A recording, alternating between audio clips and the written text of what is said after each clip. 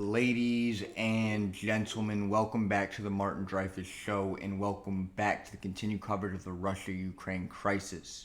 As many of you know, less than a day ago, there were over 150,000 refugees leaving Ukraine. That number has now over doubled, and we are going to react to it. As more than 368,000 people have crossed the border, a number that's only going to grow in the coming days. And joining us now to talk more about this and the tragic refugee crisis in Eastern Europe is James Elder, the UNICEF representative in Ukraine. And James, I know you just pulled over in your car. Your battery is dying. I can see you moving slowly with the cars across the countryside there. Talk to us about what you are witnessing right now and what has been the hardest part of this crisis thus far as people behind you, obviously coming in and out of the country. It's been one of... I like how she says it, in and out. I mean, we're definitely talking about people going out. I'm sure the people going in are either people who were men who have to stay and had to drop off their family, or some sort of support delivering goods into the city, something like that. But, I mean, that queue has got to be days, if not weeks by now, to get out of Ukraine. And it's overwhelming, not just to see, but on the countries that they have to go to and the economy as a whole, on the housing infrastructure. 368,000 displaced people isn't easy to just take care of on short notice. So I'm sure that number might double again in another day, but we'll see.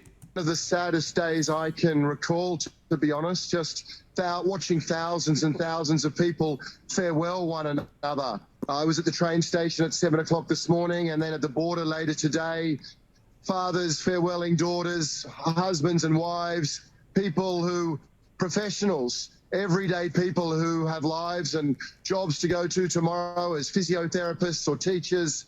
And these forced farewells, it's pretty gut-wrenching, to be honest. There, as a woman said to me, we are crying together, but we are standing together.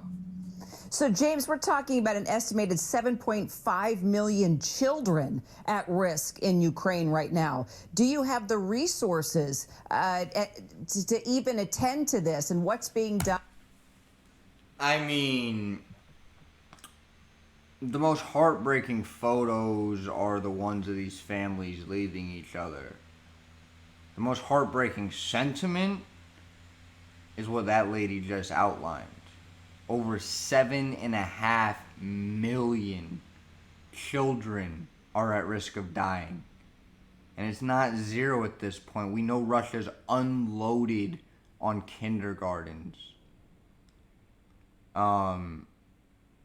Vladimir Putin continues, I believe, to show no mercy.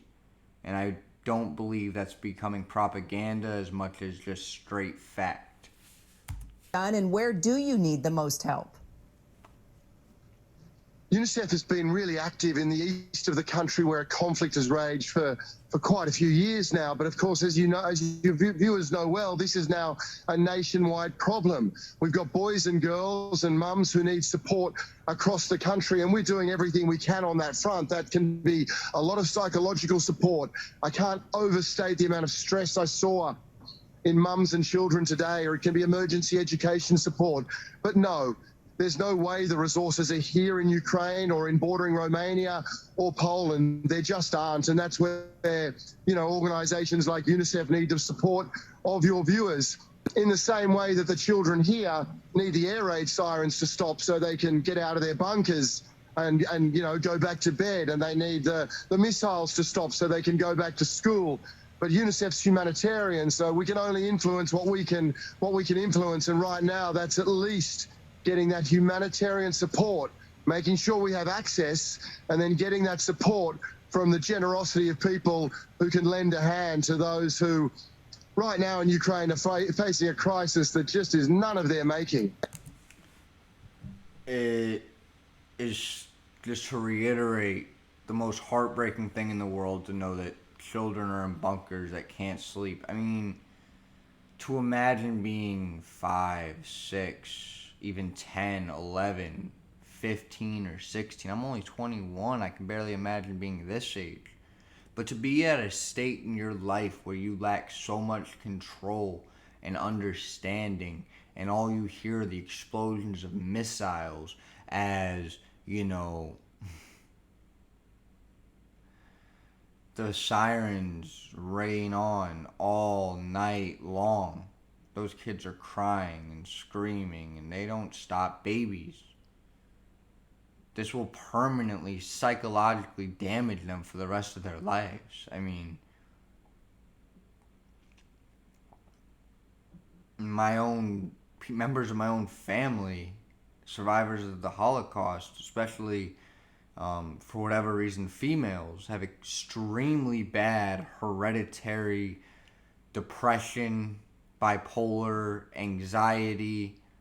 My grandmother took 23 pills a day before she died, and was never really fully there. And she wasn't in a concentration camp. Her mother was. It was hereditary. It was after she was born, and it shows in my sister and my aunt, and the long-standing effects that this is going to have on these people forever, regardless of the outcome, it's almost bringing me to tears. And finally, because I know you've got to get in the car and you've got to charge up your phone, you've got to get to work. For the person that is sitting at home right now, just heard your words, how can they help? What can they do right now? Clearly they can't help with access, but I know there are other ways that folks can help you. Yeah, it's very kind. Thank you. Look, UNICEF USA. Get on UNICEF USA and give there. That money really does come to the people I've mentioned today. And I can't overstate. I've done a lot of these emergencies, sadly, and I didn't think I'd be talking about a conflict. Oh, there we go. Battery died. You're still with us, James? Can you hear us? Yep, his battery just died. That's incredible, just seeing the live pictures there. He pulled over on the side of the road to talk to... That's all we really need to hear. Ladies and gentlemen, in the link in the description below will be UNICEF. If you got the money extra, please go donate. I'm going to go donate what I can. It's not a lot. I'm not rich by any means. So, whatever you got, man. I didn't even know that was a promotion for UNICEF, but yeah.